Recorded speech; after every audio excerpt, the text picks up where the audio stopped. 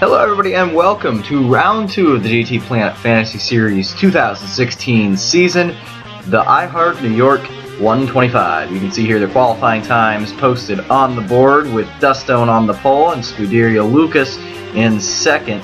And looking back right now at that 46 Honda Accord, that is Davis. He was supposed to run the Daytona 400 but did not have a car in time, could not post a time, and therefore it allowed both of the part-time drivers to take part in that event, leaving Davis out.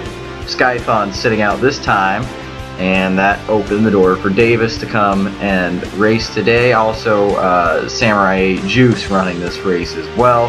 He is the other part-time driver. So, looking at the top 10 right now in qualifying, a lot of new faces up there that we didn't see too much at Daytona, and a lot of new paint schemes. Pace car off, and the green flag is out at Watkins Glen. 2x2 all the way down. A couple of cars in the back got some congestion. We're going to see that a lot on restarts today.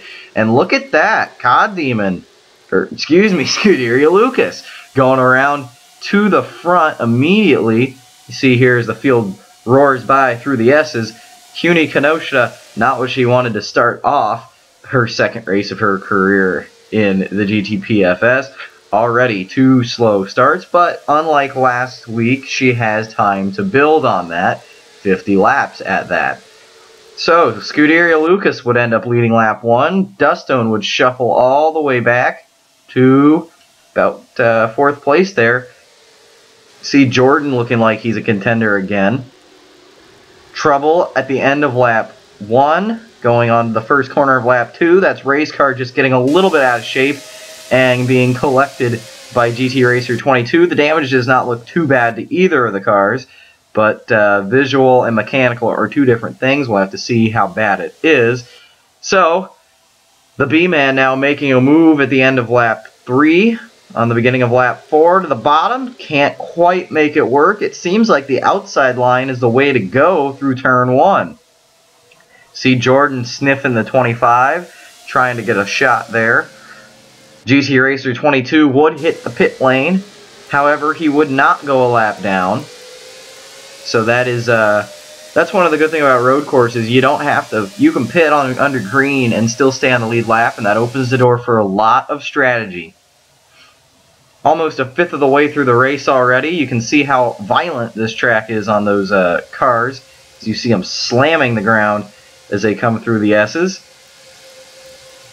You see a look through the field after lap 8 as they go through the S's. You can also see them right there as they go by. See Whitetail falling back quite a bit as well, and you also notice Race Car keeping up quite well to that pack despite spinning sideways, so it looks like that Race Car is going to be in good shape, so long as he's not plagued by any other issues that may happen today. Looking back at the B-Man, you saw a huge gap between them, and it kind of shrunk about almost in half right there. You can gain or lose a ton in one corner. Here's Quiet Girl. She was the last person to win at this track and the first female to win. She is running quite far back. Your Daytona 400 winner, NASCAR Fan 1400, also running pretty far back. Here's RCB on Dustone. They collide. Dustone going to go hard into the tire wall. RCB is off. Oh, and Doodle's off as well. Luke is off. Oh my, Akmuck, excuse me. And oh no, several more cars are off. I saw Angel, TBWHHS, GT916. Silver Wing, I think Quiet Girl's off as well, maybe Race Car. What in the world? Just contact between RCB and Dustone racing hard, but look at this. There goes Doodle, there goes Akmuck, there goes TBWHHS. Smurfy Bug cuts through the grass. There goes Vetman, there goes GT916 and Angel, there goes Davis, there goes BK Glover. Angel, Silverwing, Jaji, CUNY Kenosha, and Whitetail. It's the big one at Watkins Glen. Unbelievable. Obviously, this would bring out the caution flag. No doubt in my mind that it couldn't. And, wow, that's a good 12 or 13 race cars right there that just I don't know why. I almost think there's got to be oil down there or something, but that doesn't make sense to me because nobody blew an engine, and a lot of those cars got through there fine. You see on board with BK Glover, it's almost, honestly, I think people were jumping on the brake pedal because they saw the accident, and they just kind of locked up the rear brakes. I'm not sure exactly what happened. It might have been a different scenario for a lot of people with RCB and Dustone. Obviously, it was just racing hard. Look at Angel just got saved by that 60. She's going to have a lot of damage, and Gran Turismo 916 is going to have quite a bit of damage as well, especially with nosing it into the wall there. But Angel, that could have been a lot worse for her. See Davis plowing it in as well. Here's Quiet Girl, spins out, just barely tags the 37, but other than that, she gets through there unscathed, which is pretty good. You see the rest, another angle here, just the entire field, basically the entire field getting wiped out. Something worth noting, though, not many people actually retiring from this. Even Vetman, you see, getting a little bit off the ground. He did not retire. Stays in the hunt. And sometimes that's all you got to do at Watkins, Glen, because you never know. If this were to happen again, you may have a good 10 or 12 cars out of the race. And this is a big blessing for GT Racer 22. You see him way off the pace, but he makes it through. Good to go. He's actually going to gain a couple of spots out of it. So the question to ask is, who the heck's left? This is all that's left. Actually, a good number of drivers, but a lot of them have some damage, but it's not going to be as detrimental if you have damage as it was at, say, Daytona. You're still probably going to be on the lead lap. So you see Harsk actually the only driver to duck down the pit lane in the top 20. Looking a bit further back, you're going to see Suzumiya, Samurai 8 Juice dive down pit lane, GT 916, and then a bunch of other cars that who got damaged from that diving in the pit lane. But I was kind of surprised to see only a couple of cars head down the pit lane there. I thought we'd see a whole lot more. Green flag back out. Scuderia Lucas holding his line as Jordan makes a big move, gets a nose in and temporarily grabs the lead, but loses it immediately after the exit of the corner. Jordan came to win today in that number 10 car.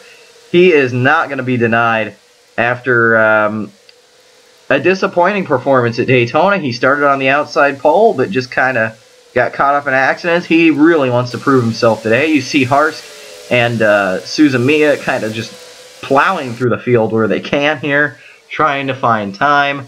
They are making time, though, that's for sure. See him making an attempt there on BK Glover. Not quite going to be enough, but here is, oh no, Cutie Kenosha just dumped the 46 car and herself. That's Davis, and of course Cunie. What? Well, I'm not sure what happened there. Let's see. Looks like Davis gets a clean pass. He gets a little loose, but I can't really tell if Davis got loose or Cunie just plowed right through him, or a combination of the two. That would not bring out a caution flag. It was a two-car accident. And if you don't think that Scuderia Lucas is pushing hard to fight off Jordan, take a look at this right here.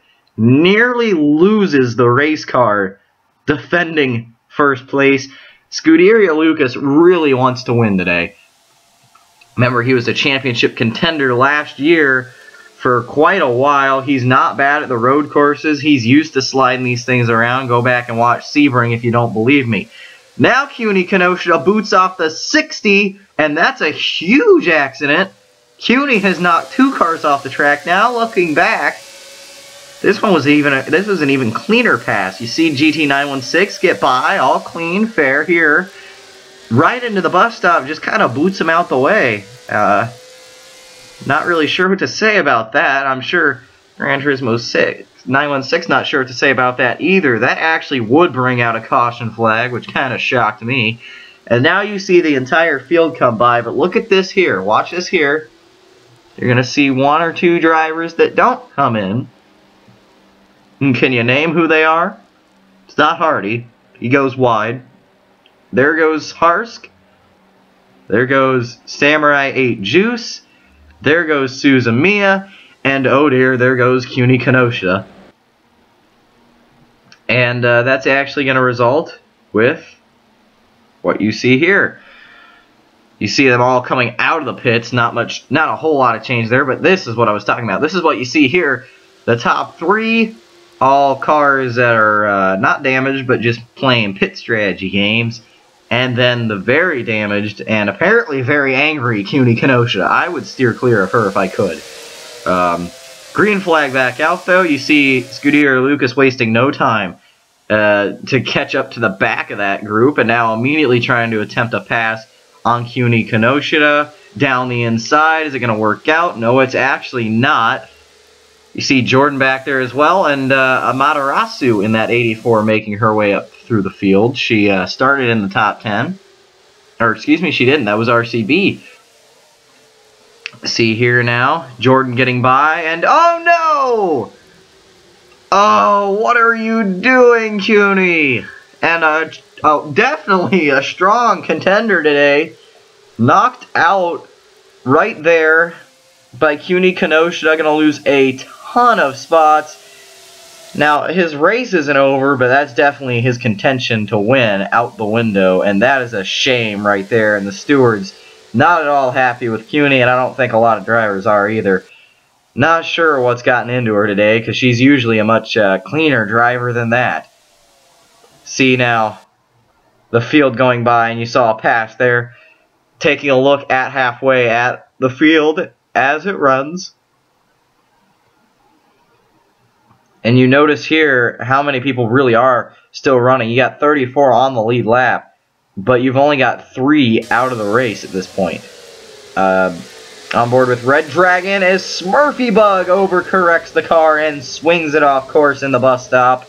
That is very... Oh no, and now Whitetail's up. Oh, there's Jaji. There's Angel. Goodness gracious, guys.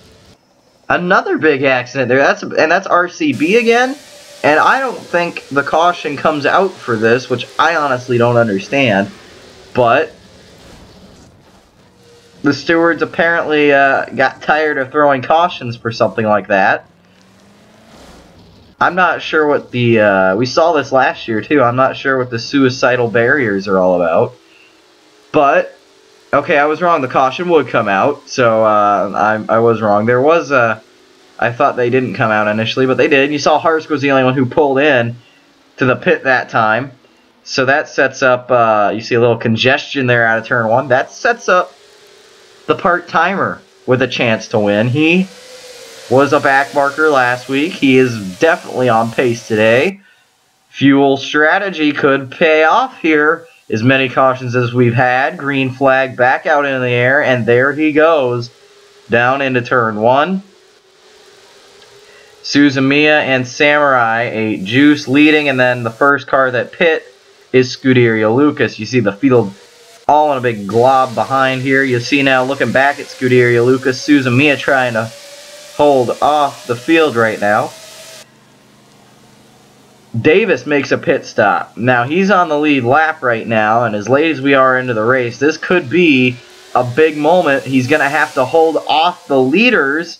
But if he can do that, which it looks like he can because it's so hard to pass here, he may end up with a great opportunity, presenting himself with a great opportunity if another caution comes out, if he tries to stay out. Now, granted, I'm pretty sure he pit because he had an issue, and you just see how rough there in this camera angle. You can see how rough these curbs are on these cars. But Davis could be in prime position here. First off, he's fighting to stay on the lead lap. You saw contact there between the 4 and the 77. Now Amaterasu trying to move on Scuderia Lucas. Oh, this is going to get good. Scuderia Lucas sideswipes the 4. Now this opens the door for the B-Man to catch up. Another look at that. Boom! Right there in the door. Not even... No regrets right there. Just doored him. Now, as we see, there goes the 53 of Tired Iron Wide. Can't catch it. Into the wall. And there goes Clayton Hardy airborne. Oh, man. There's another big crash. Several cars off. There's Quiet Girl, Jaragini goes wide. I don't know if he spun or not. Smurfy Bug again. And Dura winning. Now, this is the one that would not bring out the caution, and that's the one that surprised me the most. So, no yellow for that, although, I mean, I guess I can't blame him. Look at that there, Cod Demon. Scuderia Lucas, excuse me, I had to find it Daytona, but he's laying it all out there. Tags the 77 into the bus stop, cuts through that first part. The 77 says, there's no way you're passing me like that. Doored him, and of course goes the one, but oh my goodness, does he hold on to that race car. I thought he was gone. So here we are with about 9 laps to go. Heartbreak for that 69 of Jock P22. He's running well, running in the top 10. A flat tire is all that I could say it was, but luckily it only went out about the latter half of the track. He makes a pit stop. So that's a heartbreak for him. You see another angle of him coming in to the pits. Look at the cars behind him gaggling up, and as the field, oh no! Oh my goodness! Huge crash, and the caution flag is out. For sure, that's a major accident. Jock P22 actually is going to get out of the pit lane in front of the leaders, so he does not lose a lap, and he made a pit stop. But look at this here.